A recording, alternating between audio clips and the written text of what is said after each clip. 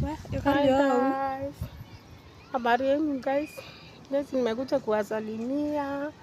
Mimi sina mambo mingi. Mimi Mary Nsinga. Mary Nsinga tu. Mary Nsinga is here guys. Kasi tu nimekuja kuwasalimia. 22 si tu. Mary Nsinga si 22 ni tu. Mary Nsinga tu. Ni 22. Ni 22. Kitu kama hiyo guys. Nimekuja tu kuwasalimia guys, sina mambo mingi guys. Ni salamu tu. Najua mnauliza nilipotelea wapi. Lakini guys sikupenda. Nilishikwa guys, niligonjeka. Nigonjeka guys, hata saa hii Mungu ni mzuri njoo. Naweza kuongea hata kidogo, at least tu kidogo. Sikuwa naongea hata hata sikuwa naongea hata mtu akiniongelesha sikuwa namjibu.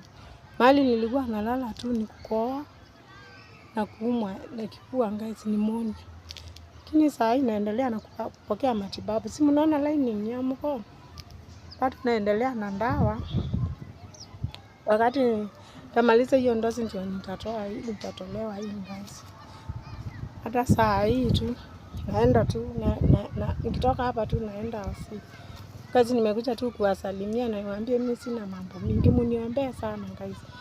Shetani alikuwa amekuja na nguvu mingi, lakini ashindwa katika jina la Yesu guys. Guys nawapenda sana. Mzidi kuniombea. Muombee wale wote wako kwa hii hali kama hii yangu. Wenye wako kwa masafari, wenye wagonjwa guys. Na sana kwanza hii mambo ya msimu hii ya masikukuu kuna kuanga na mashetani mingi. Lakini washindwa katika jina la Yesu.